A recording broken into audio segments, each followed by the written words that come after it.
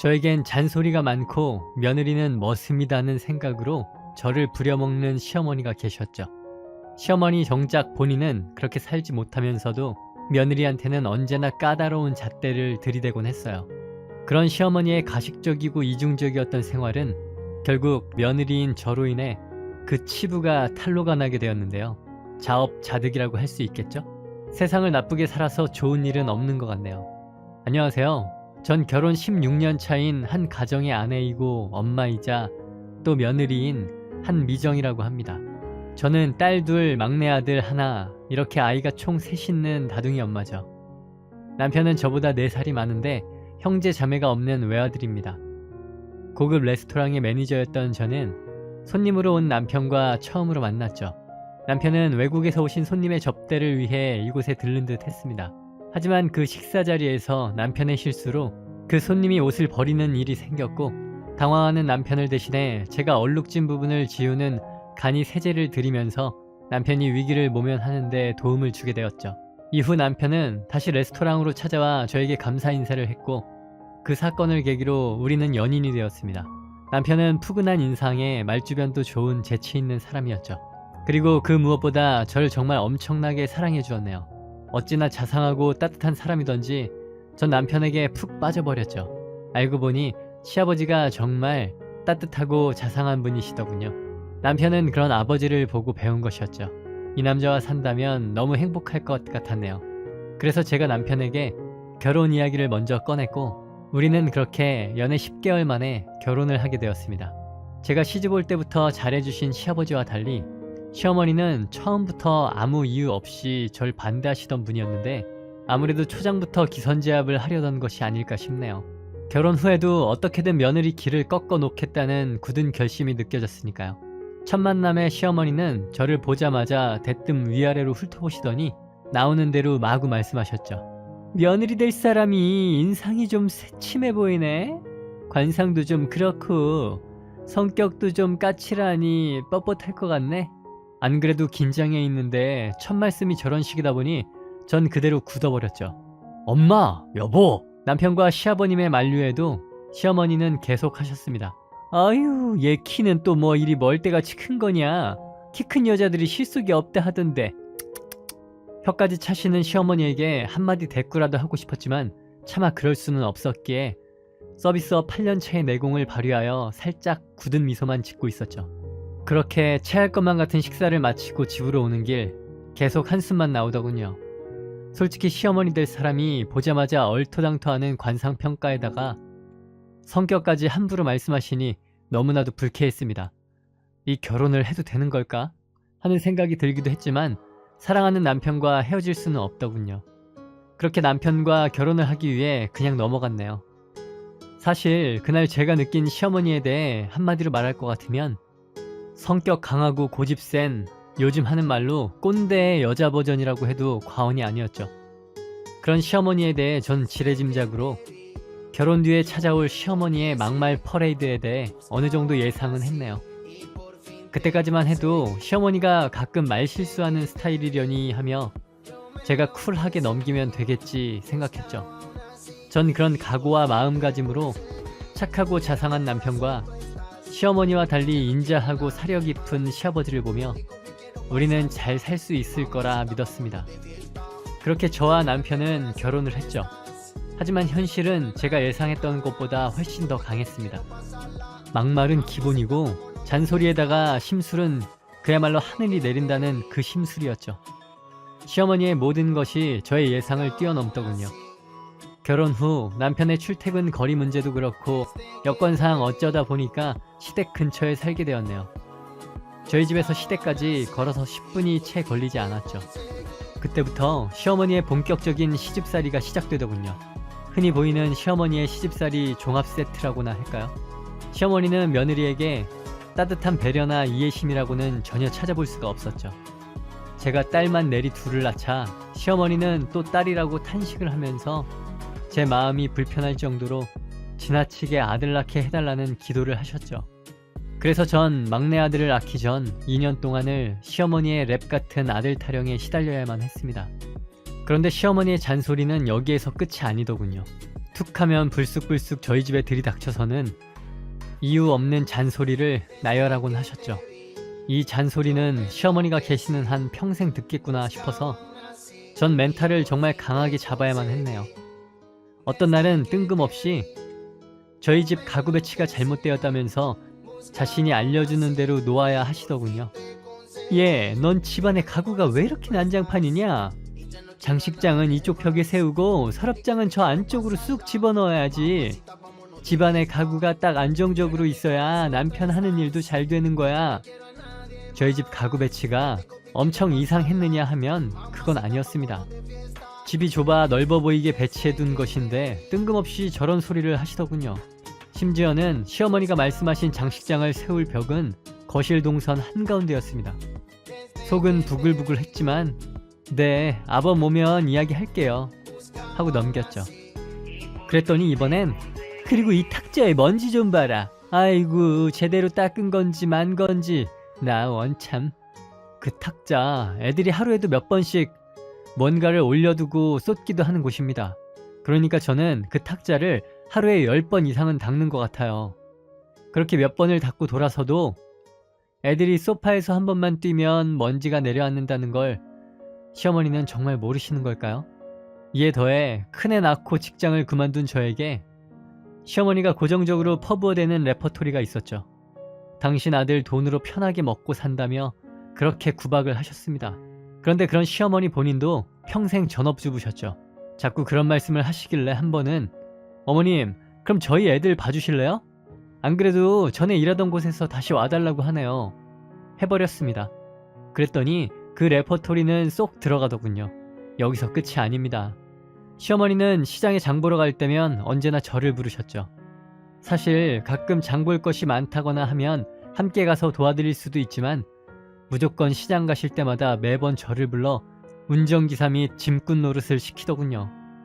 그것도 며느리와 오손도손한 분위기로 다정하게 같이 다니기보다는 시장을 이리저리 휩쓸고 다니는 어머님 뒤를 졸졸 쫓아다니며 장 보신 짐을 받아들고 따라오라는 거죠. 당신은 무거우니까요. 그럴 때면 장터에 나온 아가씨 뒤를 졸졸 쫓아다니는 갓난이가 된 기분이 들곤 했습니다. 그래도 그런 시어머니에게 말 한마디 제대로 못했죠. 하루는 몸살이나 누워있는 저에게 시장 가게 건너오라고 전화를 하셨더군요. 그래서 저는 어머니, 제가 오늘은 몸살이 나서요. 같이 못 갈 것 같아요. 오늘은 어머니 혼자 다녀오시면 안 될까요? 하고 부탁을 드렸죠.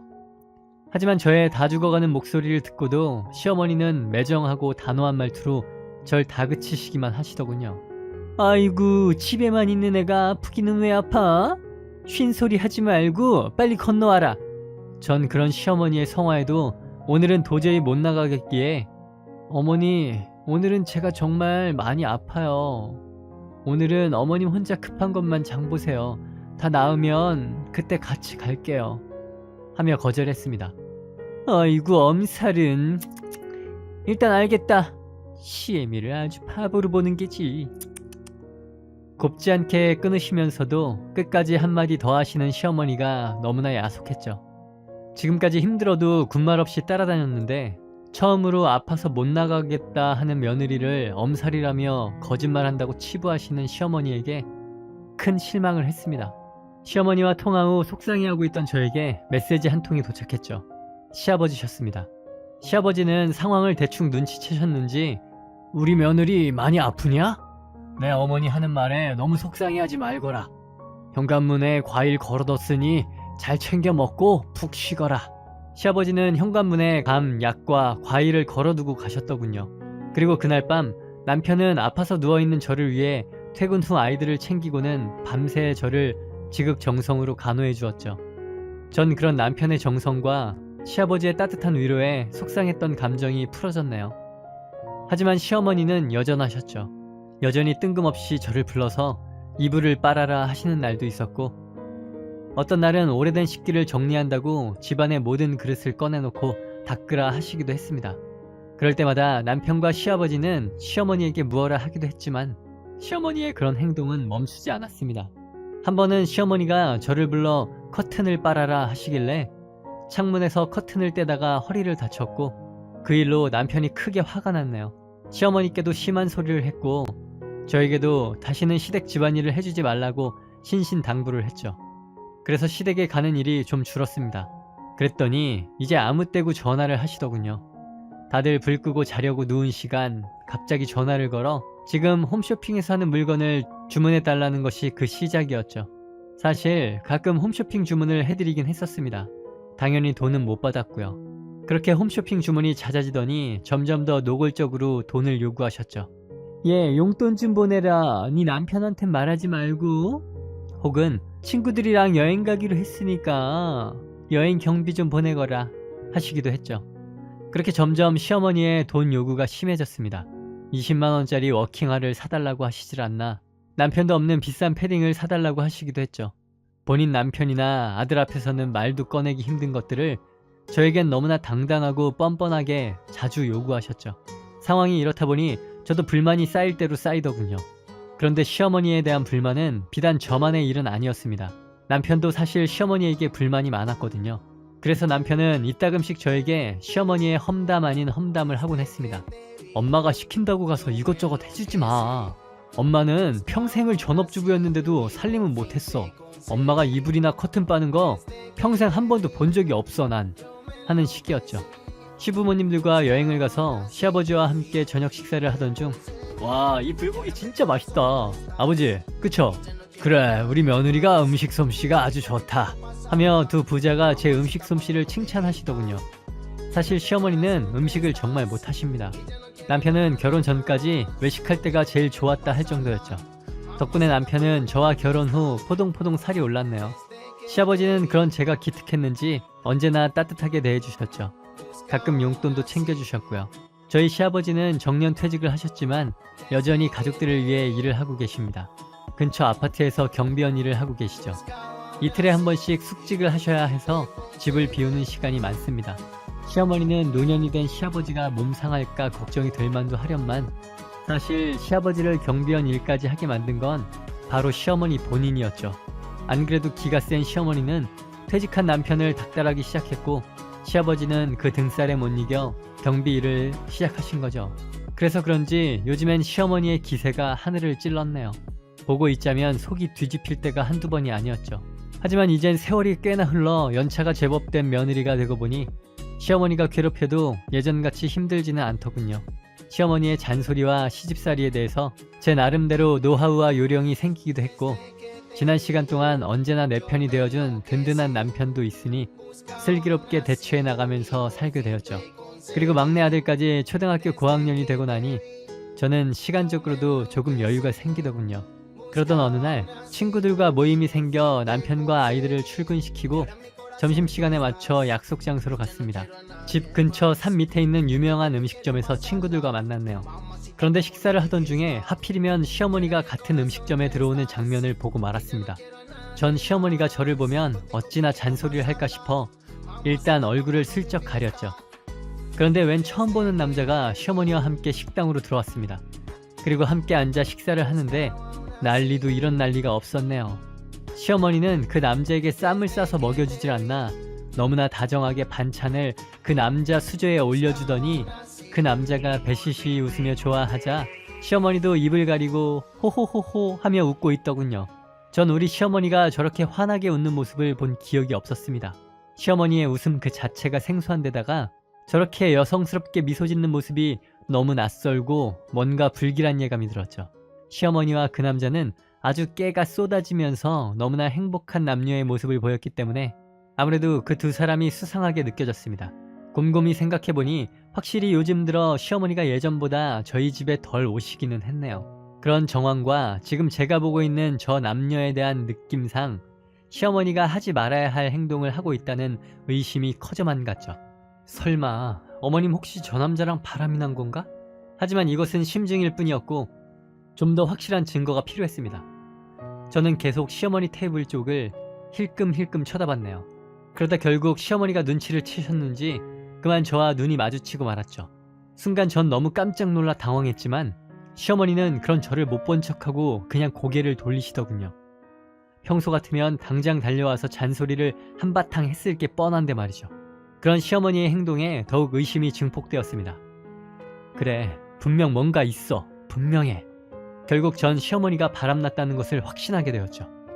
그런데 그날 이후 제가 아무 일도 없다는 듯 자연스럽게 행동하자 시어머니는 안심했는지 갑자기 저에게 잘해주시더군요. 그렇게 일주일 정도 시간이 흐른 뒤 갑자기 저에게 그 남자 이야기를 먼저 꺼내셨습니다. 그 있지, 저번에 본 그 남자 말이야. 친구들이랑 여행 갔다가 알게 된 사람인데 이상한 사람 아니야. 그냥 친구야, 친구. 네, 그런 것 같았어요. 그냥 그렇게 넘어가려고 했죠. 그런데 그날 이후 저에게 자꾸 그 남자 이야기를 하시더군요. 그 친구가 매너가 정말 좋아. 사람도 순둥순둥하니 네 시아버지와는 딴판이야. 아주 그냥 인물도 훤칠하니 잘생겼고 진짜 좋은 사람이야. 아, 네, 어머니. 그 사람이 나중에 너랑 같이 밥 한번 먹자 하더라. 호호호. 시어머니의 그 말을 듣는 순간 구역질이 올라오는 걸 간신히 참았네요. 이 세상에 우리 시아버지만큼 매너 좋고 착한 사람이 어디 있다고 저러시는지, 그리고 자신의 불륜 상대를 며느리에게 소개한다니요. 전 아무것도 모르고 고생만 하시는 시아버지 생각에 가슴이 콱 막히는 기분이 들더군요. 하지만 제가 여기에서 감정적으로 굴면 안 된다는 생각이 들었죠. 전 잠시 감정을 억누르고 시어머니의 입을 통해 나오는 그 남자 이야기를 녹음하기로 했습니다. 심증이 아니라 물증으로 남기려면 확실한 증거가 필요하다고 생각했죠. 그런 저의 계획을 미처 알아채지 못한 시어머니는 그쯤 저한테 엄청 잘해주시더군요. 저는 마치 그런 시어머니한테 감동받은 척하며 시어머니의 불륜을 마치 우리끼리 비밀 공유라도 하는 양 은근슬쩍 그 남자에 대해 물어봤습니다. 그리고 휴대폰 녹음기를 켜놓고 증거를 남길 준비를 시작했죠. 시어머니는 제 관심이 너무나 반가웠던지 주책스럽게도 그 남자에 대해 줄줄줄 읊으시더군요.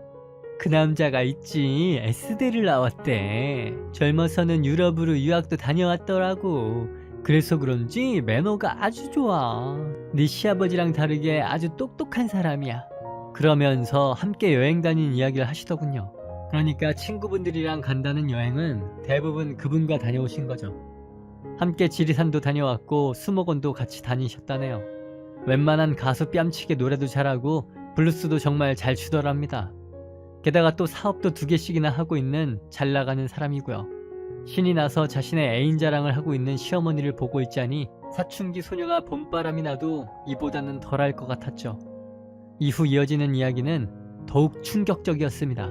밤일도 완벽하더라. 호호호. 저는 순간 얼굴이 확 굳어버렸죠. 그리고 절대 시아버지가 이렇게 당하고만 있지 않게 하겠노라 다시 한번 결심했네요. 전 녹음하고 있다는 사실을 들키지 않고자 자연스럽게 시어머니의 말에 맞장구를 쳐주다가 자연스럽게 화장실로 들어갔습니다. 그렇게 녹음 파일의 저장을 마치고 들어보니 다행히도 깨끗하게 녹음이 잘 되었더군요. 저는 그날 저녁 남편에게 이 사실에 대해 알려주는 동시에 녹음 파일도 들려줬죠. 남편은 이 사실을 알자마자 화가 머리끝까지 치밀어 올랐는지 어머니에 대해 격한 감정을 쏟아냈습니다.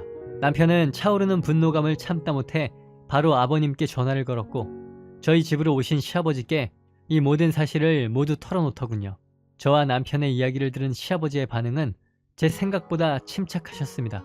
그저 잠자코 모든 이야기를 들은 시아버지는 험한 꼴 보게 해서 미안하다고 저에게 사과를 하셨습니다. 그리고 이어 차분한 목소리로 말씀하시더군요. 아가, 당분간 네 시어머니 맞춰주면서 증거를 좀 더 모아주겠니? 전 그러겠노라 했습니다. 그리고 시아버지의 부탁대로 한동안은 시어머니의 비위를 맞춰가면서 어머님의 불륜 증거를 모았네요. 그렇게 몇 주가 흘렀죠.